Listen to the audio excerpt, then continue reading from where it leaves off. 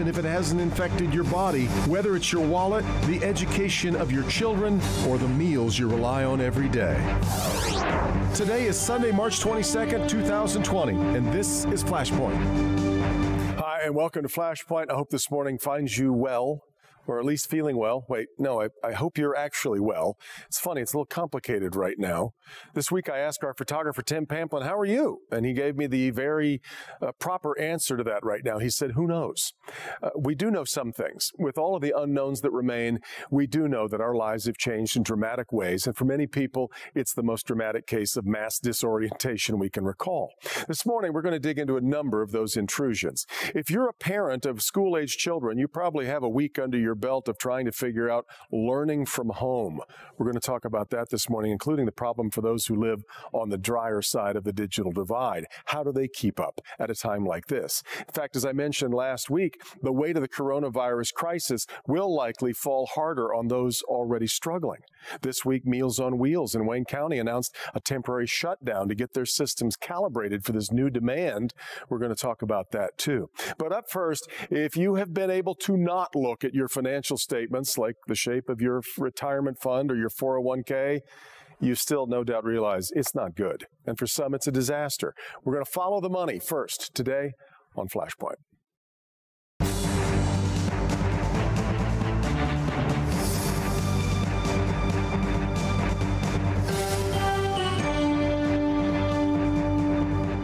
If the daily to and fro on Wall Street was a movie, it would be rated R right now for violence. The experts just keep saying, don't look at your 401k balance, just don't look.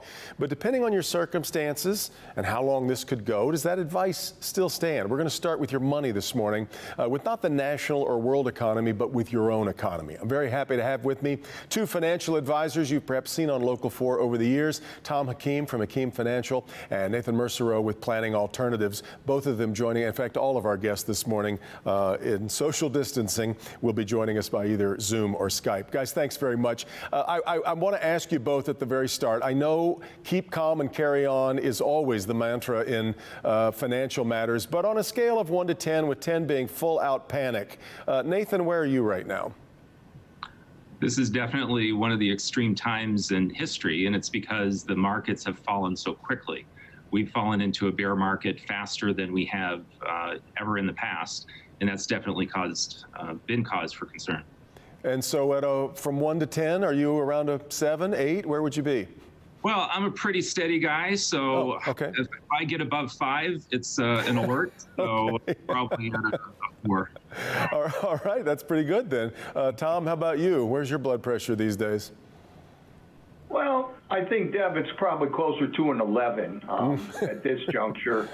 The chaos that's going on, and as you said, I think at this point people have to start looking themselves and at themselves, not necessarily at all the rhetoric that's coming about the markets and what's happening. And darn, better start opening up those statements so you know what moves you have to make.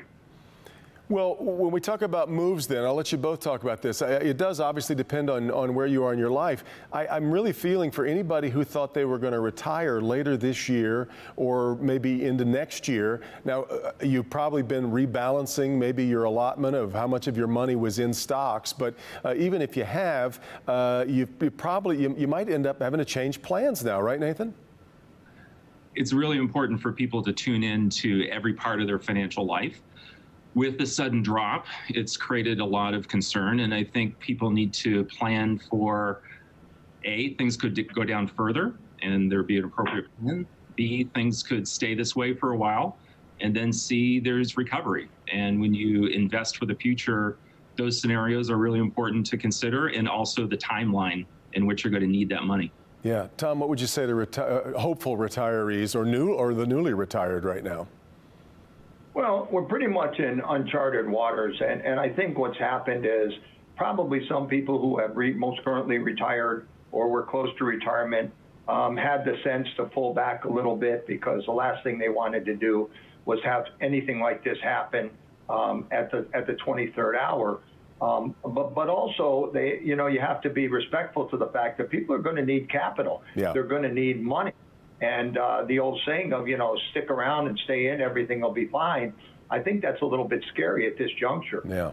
At the other end, from the retirees, are those with small children and trying to plan for college educations down the road. 529 plans often are thrown against the waves and whims of the market as well. What would you advise folks at that end of the spectrum, Nathan?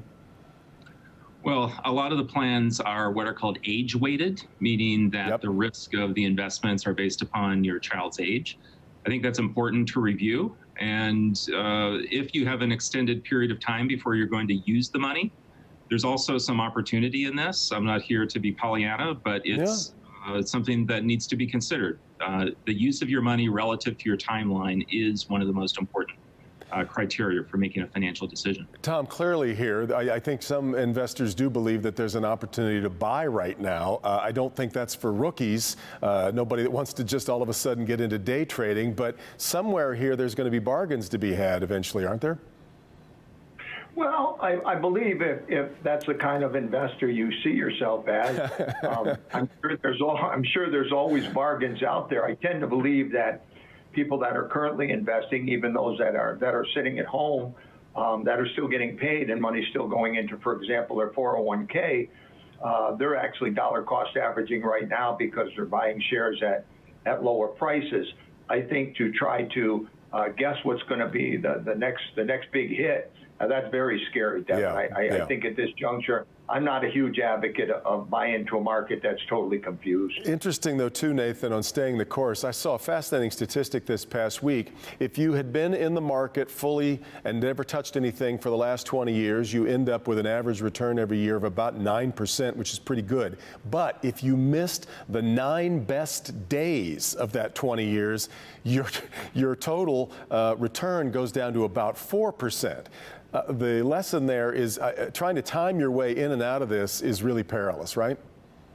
Given the volatility that we're seeing, and it's extreme volatility, the moves that you make on a daily basis can really have a dramatic impact on your long-term plan.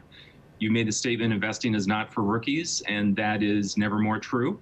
So I go back to if you've got a long-term time horizon, think about that period that it would take for recovery.